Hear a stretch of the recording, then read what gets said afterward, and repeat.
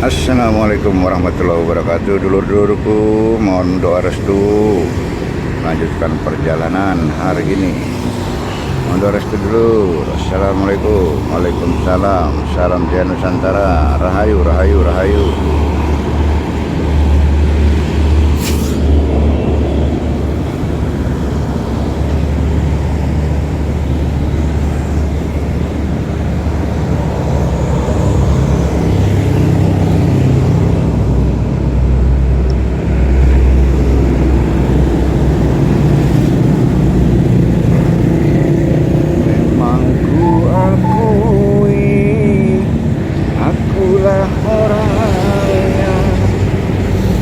Rupiah pun tak pernah aku miliki, baju pun hanya yang ku pakai. Menyesal apabila engkau menyintaiku.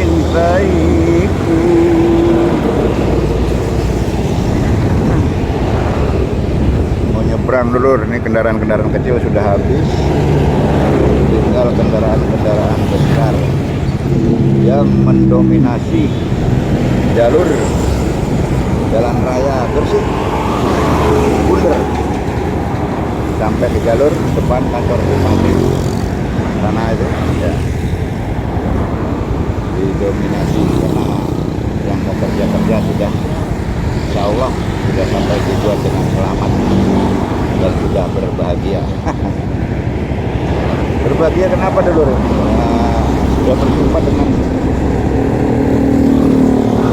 sahabat-sahabatnya gitu ya, tempat kerja, telah kerja, sudah bersudah gurau, refresh lagi ya.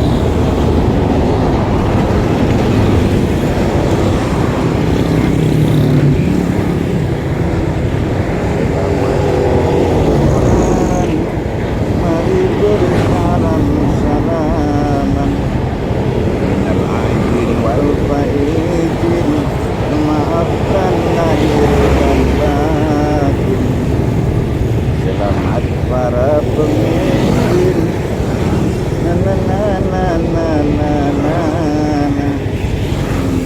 nyebrangnya dulu, kita hati-hati, jangan sampai kita celaka dan jangan sampai mencelakai orang lain dulu, ya kan dulu, mencelakai orang lain apalagi sampai mati orangnya, ya kena pasal kelalaian dan penyebab kematian dulu, hukumannya tetap berat.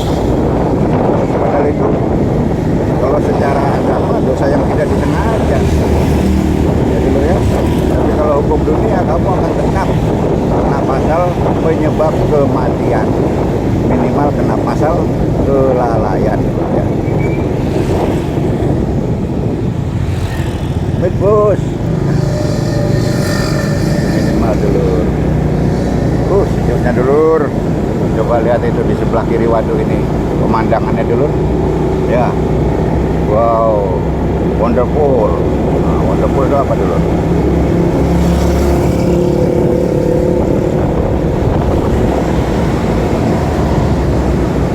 Hipnotis diri kalian masing-masing dulu. Hipnotis. Hei, kamu. Hei, aku harus selalu berbahagia. Aku harus selalu berbahagia. Dengan mimik wajah tersenyum dulu. Tersenyum, lama-lama kalian akan terhipnotis oleh diri kiri kalian dengan hei, namamu kamu sebut misalnya, hei Nurdin, kamu harus selalu berbahagia. Kamu sambil wajahnya sambil tersenyum, kita sebut nama kita sendiri, hei Nurdin, kamu harus selalu berbahagia. Hei Yang Jadab, kamu harus selalu berbahagia. Berbahagia, senyumlah, senyum, bahagia selalu, bahagia selalu. Lalu rutinkan tiap hari dulu ya. Tiap hari, terutama mulai bangun tidur dan mau tidur, hipnotis diri kalian sendiri sambil menyebut namamu. Contoh, hei Yang Jadab, berbahagialah kamu, berbahagialah kamu, senyumlah kamu, senyumlah kamu. Sebut namamu masing-masing dulu ya. Gitu dulu ya. Kita lanjut perjalanan dulu. Manusia ini hanya kayak bola dulu. Tendang sana oke, tendang sini oke, digaprak sana oke, gaprak sini oke, terakhir bocor oke, terakhir diganti sama bola yang baru, oke dulur. Harus oke dulur. Harus, bukan oke.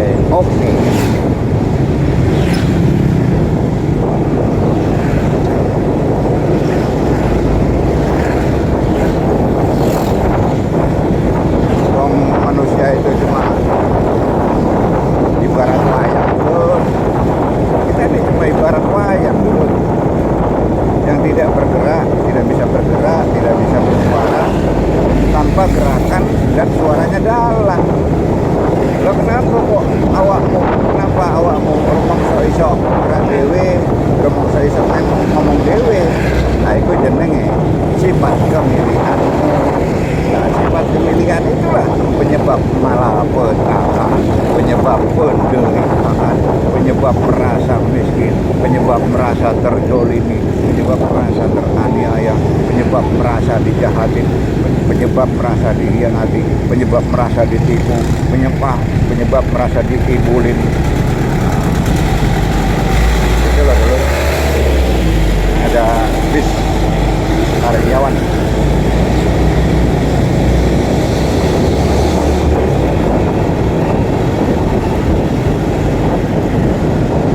Sifat kemilikan itu dulu ya, yang eroknya, yang keladinya adalah sifat kemilikan, sifat kemilikan yang ada pada dirimu. Itu yang harus kamu kaji dan pahami. Musuh besarmu adalah sifat kemilikan. Padahal hakikatnya manusia tidak memiliki apa-apa. Semua yang ada pada dirimu hanyalah titipan belaka. Tapi karena kamu memiliki sifat kemilikan, maka kamu ketika ajal menjelang atau tidak dijemput, kamu menolaknya. Dan kamu sakaratul maut sangat menderita karena kamu merasa memiliki banyak merasa memiliki istri, memiliki anak, memiliki suami, memiliki harta, memiliki pangkat, memiliki jabatan, memiliki tanah dan sebagainya. Sifat kemilikanmu itulah musuh besarmu dulu.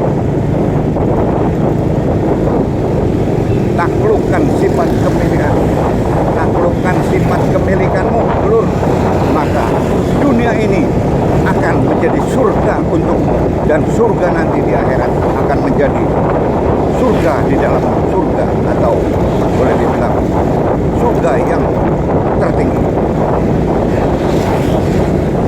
ya.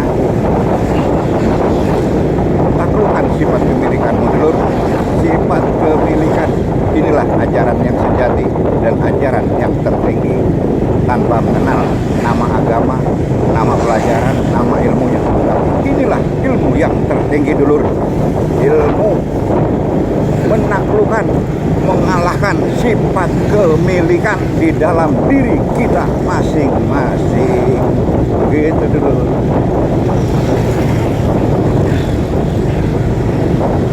Sumber malapetaka sifat kemilikan itu dulur. Rumongso memiliki, padahal kita nih sebagai manusia tidak memiliki apa-apa dulur. Itu semua cuma titipan dulur. Ojo rumongso kemilikan dulur, ojo rumongso kemiku milikmu.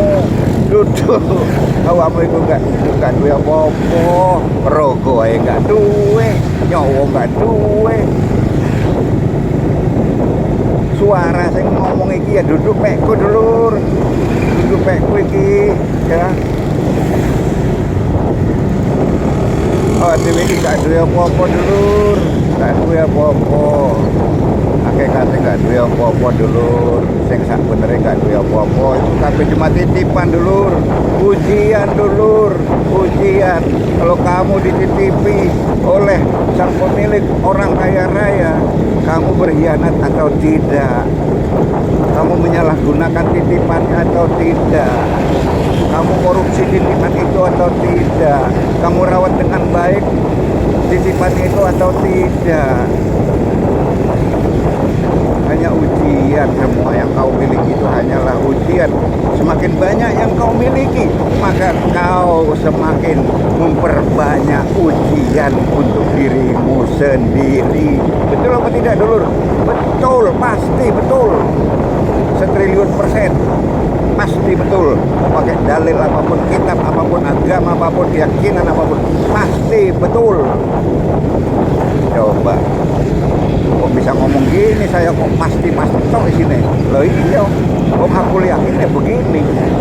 Mengupas ilmu udah nggak pakai otak lagi, ya. Karena ilmu yang masih pakai otak itu hanyalah ilmu syariat, ya. Ilmu syariat harus menggunakan otak. Contohnya harus jadi jago penghafal. Contohnya harus jadi jago penghafal. Habis harus kuat hafalan, ya dulu ya. Bagaimana caranya supaya bisa menghafal? Nah, kan gitu dulu. Hafalan itu disimpan di mana dulu? Di memori otak belakang dulu. Ya dulu ya. Nah, kemudian kalau sudah masuk ke tarekot itu sudah merupakan pelaksanaan dulu. Pelaksanaan dari yang kamu miliki itu, yang kamu dapat itu. Pelaksanaan hakikat mulai masuk kepada kebenaran. Ya, waktu syariat dan tarekot kamu tidak perlu mengutamakan, oh saya belum benar, oh saya belum baik, saya masih malas sembahyang karena saya belum benar, saya belum baik. Jangan, laksanakan itu wajib syariat tarekot. Nah, saatnya kamu memasuki tingkatan hakikat, kamu sudah mulai ditunjukkan kebenaran dan kesalahan. Masuk lagi ke tingkatan ma'rifatullah, kamu sudah mulai ditunjukkan hakikatul hakikat atau benernya bener. Maka mulailah kamu masuk ke perkara-perkara subhat, perkara riya. Kamu harus menghindari, sudah saatnya kamu menghindari perkara-perkara riya, perkara-perkara subhat dulu. Kalau sudah kamu masuk di tingkatan ma'rifatullah dulu, ya. Di dalam tingkatan ma'rifatullah dulur, walau itu semut, walau itu virus, walau itu kuman-kuman, tidak boleh kamu bunuh. Tidak ada alasan untuk menghilangkan nyawa apapun, karena kamu tidak pernah menanam nyawa, sehingga kamu tidak berhak menghilangkan nyawa, ya. Itu dikenal dengan aliran ilmu tasawuf dulur, ya. Pantang untuk membunuh apapun itu, karena kamu bukan yang memasang nyawa di kuman-kuman, bukan kamu yang memasang nyawa di virus, bukan kamu yang memasang nyawa di amoeba, bukan kamu yang memasang nyawa di pohon, bukan kamu yang memasang nyawa di hewan-hewan, bukan kamu yang memasang nyawa di tubuh manusia, sehingga kamu tidak berhak mencabut nyawa apapun, ya. Itu kamu berarti sudah mulai masuk di keyakinan atau iman yang benarnya benar, atau iman yang sebenar-benarnya, hakikatul hakikat, atau dikenal dengan ma'rifatullah, ya dulur, ya. Atau dikenal dengan para ahli sufi, ilmunya disebut tasawuf, manusianya disebut ahli sufi, ya dulur, ya. Sudah nggak boleh bunuh apapun dulur, karena membunuh apapun itu adalah menghilangkan nyawa, dan kamu bukan yang memasang nyawa di seluruh makhluk-makhluk itu, maka kamu tidak berhak mengeluarkan nyawa di makhluk-makhluk itu, sekalipun itu nyamuk dulur, ya. Ini untuk di tingkatan yang ma'rifatullah dulur, ya, atau aliran sufi dulur, ya. Untuk yang masih di syariat, di tarekot, masih boleh dulur, masih boleh membunuh tikus, membunuh ular, membunuh nyamuk, membunuh semut, membunuh kecoa, masih boleh, penting pakai bismillah, ya. Tapi kalau di tingkatan ahli sufi dulu atau ahli ma'rifatullah sudah nggak bisa, karena kita bukan yang menanam nyawa pada makhluk-makhluk itu, sekalipun itu kuman-kuman, sehingga karena kita bukan yang menanam, maka kita tidak berhak untuk memetik dulu atau memanennya, ya dulu, ya. Begitu dulu. Jadi semakin halus, semakin halus, semakin halus keimanan dulu, ya. Nah, semakin halus keimananmu, semakin kamu mencintai Allah, artinya kamu semakin tidak ada lagi dinding pemisah, ya, tabir pemisah atau hijab, ya, pemisah antara dirimu dengan Tuhan.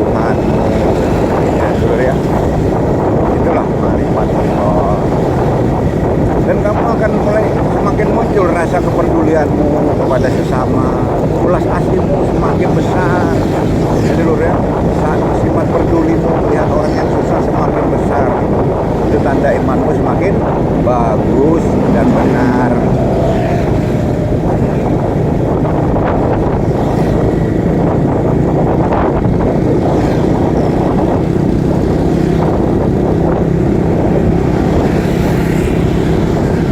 Ikuti saya dulu dulur, ikuti saya terus, karena saya banyak mengupas laduni ketika berada di atas kendaraan dulur ya. Banyak mengupas hakikat ilmu hikmah dan ilmu laduni dulu di atas kendaraan, baik itu sudah bermotor maupun pakai roda empat. Saya sering tiba-tiba ingin menyampaikan dulu ya. Nah, ikuti terus dulu channel saya yang jadap ya.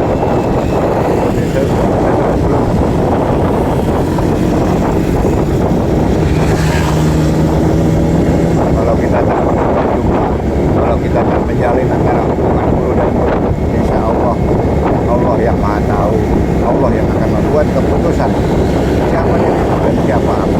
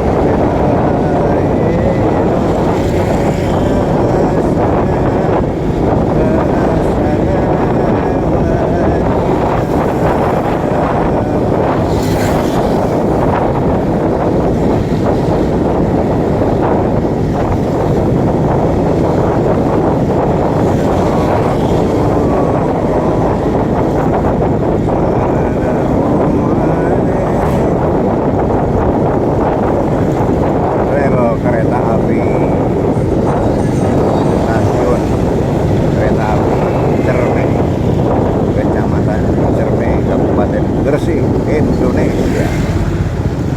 Jawa Timur dulu. Jawa Timur, Indonesia.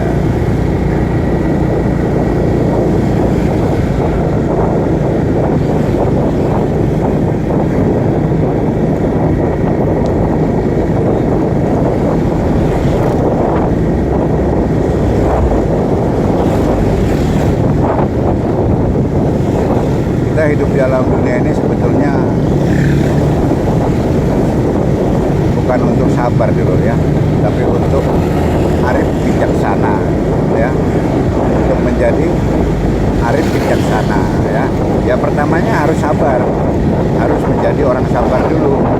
Setelah menjadi orang sabar, lalu ditingkatkan iman kita menjadi orang yang arif bijaksana ya, arif billah, arifin billah ya, bijaksana di dalam membuat segala keputusan, bijaksana di dalam menilai orang lain, bijaksana di dalam membuat aturan-aturan apabila kita sebagai pimpinan perusahaan atau jawatan atau lembaga, bijaksana dalam segala hal ya. Itu tingkatan setelah sabar ya, tingkatan kita harus menjadi orang yang arif billah atau arifin atau arif bijaksana ya.